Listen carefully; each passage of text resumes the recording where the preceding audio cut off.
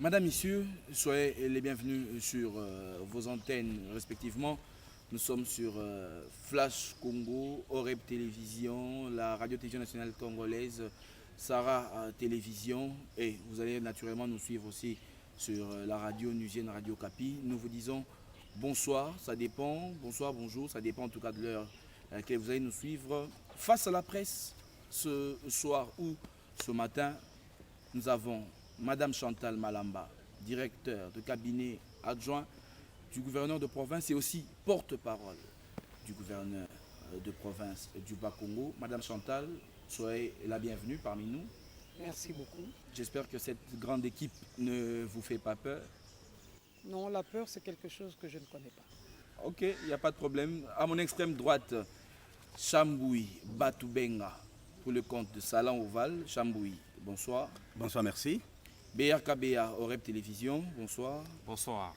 Hippolyte Mwilou pour le compte de la radio-télévision nationale congolaise. Hippolyte, bonsoir. Bonsoir, confrère. Toms Massivi pour le compte de Sarah Télévision, bonsoir. Bonsoir. Et bien sûr, Guy Roger Nyampala, Radio Capi. Bonsoir, merci. Alors, madame, messieurs, quel sera le squelette de notre émission en ce net moment, vous le savez, naturellement, l'année 2013 a pris fin. Nous sommes en début d'année 2014. Début janvier, plusieurs déjà se posent la question quel a été peut-être le bilan de l'action du gouvernement provincial et aussi les perspectives de 2014. Raison pour laquelle nous sommes en face de Madame Chantal Malamba. La bouche autorisée du gouverneur pourrait tant soit peu répondre à nos préoccupations et nous allons commencer sur un volet, le volet politique. Alors, Madame Chantal, vous êtes arrivée au mois de janvier, bientôt une année. Est-ce que vous pouvez d'abord faire un bilan depuis votre arrivée jusqu'à ce jour? Merci beaucoup. Donnez-moi d'abord l'autorisation de pouvoir dire bonsoir à ceux qui nous suivent. Bonjour, comme vous l'avez dit, ça dépend à quel moment on nous suit. Mais surtout de souhaiter une très très belle année à tous et à chacun, étant donné que nous sommes au début d'année, c'est le temps des vœux. Effectivement, bientôt, ça va faire une année qu'on est là, puisqu'il y a un an, en janvier 2013, le chef de l'État avait signé l'ordonnance confirmant donc Jacques Mbadou Sitou comme gouverneur du Bas-Congo et Atou Matubwana comme vice-gouverneur. C'est effectivement le temps de la revue. Nous pouvons faire un bilan. Le bilan, il est, comment dirais-je, il est positif puisque nous avons pu pendant déjà un an, à la tête de la province du Bas-Congo, permettre au Bas-Congo d'être l'une des provinces les plus visitées sur le plan politique.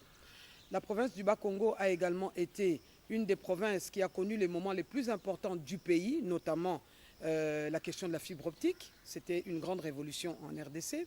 Sur le plan politique toujours, je dirais qu'il y a eu beaucoup d'éléments. Je crois que tout au long de cette émission, nous pourrons les épingler une à une ou un à un.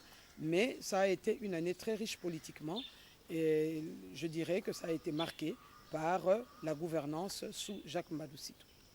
La politique, vous dites que ça a bien marché, mais la cohésion provinciale n'a pas marché. Au regard des quelques faits en notre présence, nous estimons que la cohésion provinciale n'a pas pu tenir. Vous savez, M. Lisée, la cohésion provinciale, ce n'est pas un État. Ce n'est pas quelque chose qui est. La cohésion provinciale, c'est quelque chose qui se bâtit au jour le jour. Et donc, ce n'est pas parce qu'il y a eu des individus, parce que je crois que vous et moi, nous sommes d'accord, que ce sont des individus qui se sont, comment dirais-je, peut-être rébellés, le mot est peut-être trop fort, mais des individus qui ont manifesté leur désaccord à différents points de vue. Je n'ai pas vu des communautés, je n'ai pas vu des cités entières ou des villes ou des communes qui se sont élevées les unes contre les autres. Parce que la cohésion provinciale, ce n'est pas la façon de s'entendre avec le gouverneur. La cohésion provinciale, c'est la manière de vivre ensemble, la manière de bâtir ensemble. Et je pense que nous ne pouvons pas dire que ça n'a pas marché. Ce que je vais dire, c'est que nous sommes en train de bâtir cette cohésion provinciale et c'est la responsabilité de tous et de chacun. Madame, je parle encore cohésion. Nous voyons au sein de la famille, je parle ici de la famille majorité présidentielle, où vous faites partie. Simon Floribert Mbachi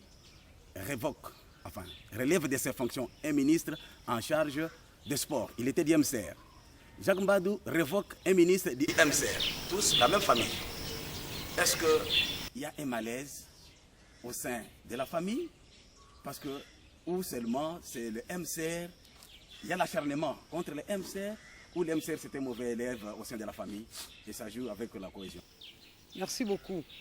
Je crois que nous devons pouvoir mettre les choses dans l'ordre qui convient. Il y a d'abord le pays. Il y a d'abord la nation. Et pour gérer ce pays, pour gérer cette nation, nous avons une méthode, nous avons la politique. Et dans la politique, chacun se retrouve dans la famille politique, dans le parti politique qui convient à sa pensée, qui convient à ses convictions. Et là, nous nous sommes retrouvés donc dans différents partis politiques et des partis politiques se sont constitués les uns les autres dans des familles politiques. Mais les familles politiques ne peuvent en aucun cas être à l'encontre de l'existence du pays ou de la sauvegarde des intérêts du pays. Et vous savez très bien que nous sommes aujourd'hui en train de prôner une démocratie, non pas seulement pour qu'il y ait un parti ou une famille politique qui gagne, mais pour mieux gérer le pays.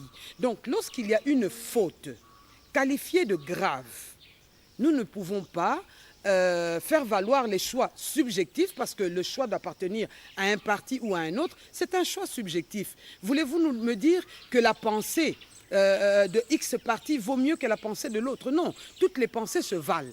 Donc nous ne pouvons pas dire que les choix subjectifs puissent, comment dirais-je, nous conduire à faire des fautes dans le cadre de la gestion du pays. Le ministre que vous évoquez n'a pas été renvoyé parce qu'il est du MSR. Le ministre dont vous parlez n'a pas été renvoyé parce qu'on l'aime ou on ne l'aime pas. Il y a eu des fautes très lourdes qui ont été comptabilisées à sa charge. Donc, c'est une mauvaise coïncidence, une malheureuse coïncidence que sous Mbachi Mbacha, il y ait eu un ministre du MSR qui ait été renvoyé. Sincèrement, je ne sais pas en parler, je n'en connais pas les raisons. Mais celui qui a été renvoyé pendant que Jacques Mbadou gère la province l'a été pour des raisons tout à fait vérifiables. Et cela donc, c'est pour la sauvegarde des intérêts supérieurs de la nation. Toujours dans ce chapitre de la cohésion provinciale, il y a cette question qui fait couler beaucoup d'encre en rapport justement avec le retour de 5 anciens députés provinciaux au sein de l'Assemblée provinciale du Bas-Congo. Alors, d'aucuns estiment que le gouvernement provincial, ou je cite le gouverneur Jacques Mbadou, est en train de tirer les ficelles pour que ces anciens députés ne puissent pas rentrer au sein de cet organe délibérant. Si cela s'avérait vrai, si cela serait vrai, que gagne Jacques Mbadou pour que ces gens ne puissent pas rentrer au sein de l'Assemblée? Excusez-moi, mais avec les si, on peut construire des châteaux en Espagne, donc je préfère rester sur terre pour vous dire que ce n'est pas le problème de Jacques Mbadou. Vous savez, le pays, vous le savez mieux que moi d'ailleurs, puisque vous lisez tous les textes qui sont produits dans ce pays, ce n'est pas une province qui détermine le jeu politique tel qu'il se passe en République démocratique du Congo. Nous avons la Constitution, nous avons, en ce qui concerne les matières électorales, nous avons la loi électorale, nous avons tous ces instruments qui existent, qui règlent le jeu politique en République démocratique du Congo. Il est question, depuis que la loi a été votée au Parlement, c'est-à-dire à l'Assemblée nationale, il est question que tout celui qui est député national ou député provincial, qui va dans d'autres fonctions, et à cause de l'incompatibilité avec la fonction de député, n'exerce pas pendant le temps qu'il est ministre par exemple, ou PDG, ou ambassadeur, pendant qu'il n'exerce pas la fonction de député, celle-ci est gelée. Le jour où il quitte les fonctions qu'il a acquises, il peut revenir. Cette loi existe, il est vrai, mais cette loi n'est pas rétroactive. C'est à partir du moment où la loi a été prise que ces dispositions-là sont valables. Il se fait malheureusement pour mes frères dont vous parlez, qu'eux ont été députés provinciaux avant que cette loi n'existe et ils avaient perdu la qualité de députés provinciaux avant que cette loi n'existe. Donc cette loi n'est pas applicable à eux. Et récemment encore, le ministre de l'Intérieur a envoyé une circulaire pour pouvoir dire que la loi n'est pas rétroactive, elle n'agit donc pas sur cela. C'est dommage, mais c'est le jeu politique qui est comme ça. Donc Jacques Mbadou n'a pas à décider de qui vient ou de qui ne vient pas. Ce n'est pas de ses prérogatives. Mais ce que nous voulons, c'est le respect de la loi.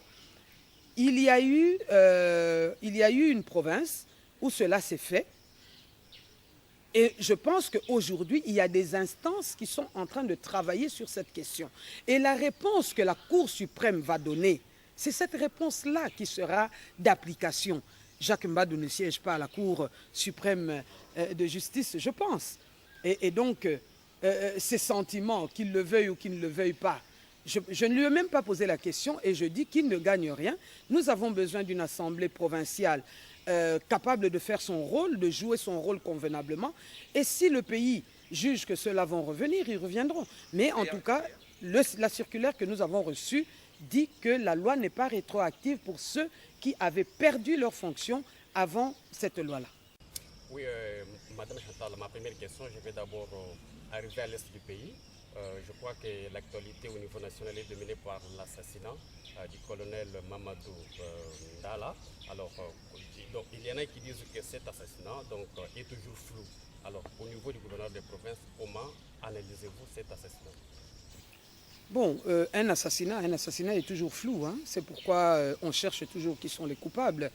Je pense que c'est comme tout le monde, nous avons été énormément touchés, connaissant l'engagement de ce soldat du peuple. Nous avons été touchés et nous aimerions effectivement que les efforts qui sont fournis jusqu'à présent ne tombent pas à l'eau. Mamadou est parti, c'est un homme que nous saluons, mais nous pensons que nous avons encore beaucoup de héros et que ces héros-là se manifestent. Nous avons besoin d'avoir beaucoup de Mamadou pour que le pays puisse se consolider dans la paix. Effectivement, nous ne sommes pas naïfs à penser que parce que nous avons gagné la dernière bataille, que la paix est installée. Vous avez suivi le chef de l'État, il demande à tout le monde de demeurer vigilant parce que les ennemis de la paix ne vont pas se laisser vaincre aisément. Donc nous aussi, nous devons demeurer, nous devons demeurer attentionnés, attentifs pour que cette paix chèrement acquise soit consolidée et qu'elle demeure. Oui, madame, pour poser maintenant la question en ce qui concerne la province du Bas-Congo, le gouverneur de province a dit qu'il doit travailler avec les ministres provinciaux qui viendront résoudre le problème de la population. Alors, l'année 2013 vient de s'achever. Pouvez-vous me citer 2 ou 3 problèmes de la population que les ministres provinciaux avaient déjà résolus? Des problèmes de la population que les ministres ont résolus, il y en a beaucoup. Il y en a beaucoup. Si je prends... il y a par exemple des problèmes de terre dans cette province. Des problèmes de terre qui sont pris en charge par le ministère de l'administration provinciale et il y a des problèmes qui connaissent des solutions. Il y a des chefs coutumiers, il y a des chefs de terre qui viennent ici, qui ont des solutions à leurs problèmes. Nous avons également des problèmes des écoles qui étaient devenues vétustes. Il y a des écoles qui sont en construction. Vous savez qu'il y a un programme dans lequel il doit y avoir des écoles construites dans tous les secteurs.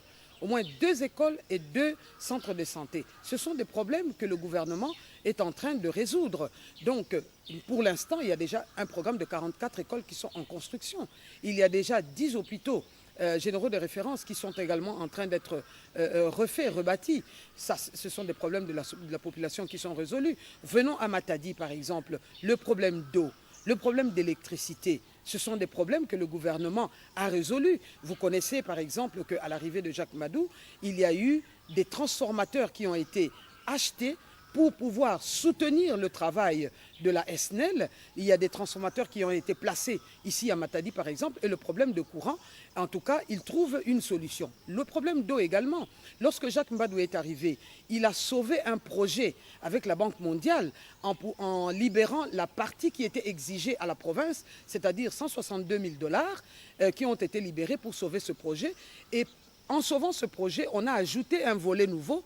On a acheté 9 motopompes qui ont permis aujourd'hui, en tout cas, de régler en bonne partie le problème d'eau dans la ville de Matadi. Ce sont des problèmes de la population qui ont été réglés. Il y a des routes qui ont été refaites, il y a des routes qui ont été bâties. Donc ça, ce sont des problèmes de la population qui sont réglés. Tous les jours, les problèmes de sécurité qui sont pris en charge, c'est des problèmes de la population qui sont pris en charge. Donc je pense que lorsque nous évoquerons peut-être le volet, on pourra encore en citer davantage. Mais notre goal, effectivement, c'est de répondre aux problèmes de la population et c'est ça la politique. Madame Chantal, puisque vous êtes en train de parler de ministère, après une année après l'arrivée de Jacques Mbadou à la tête de la province du Bas-Congo et 8 mois après l'investiture de son gouvernement, le gouvernement social, on n'a toujours pas de cabinet politique dans les différents ministères.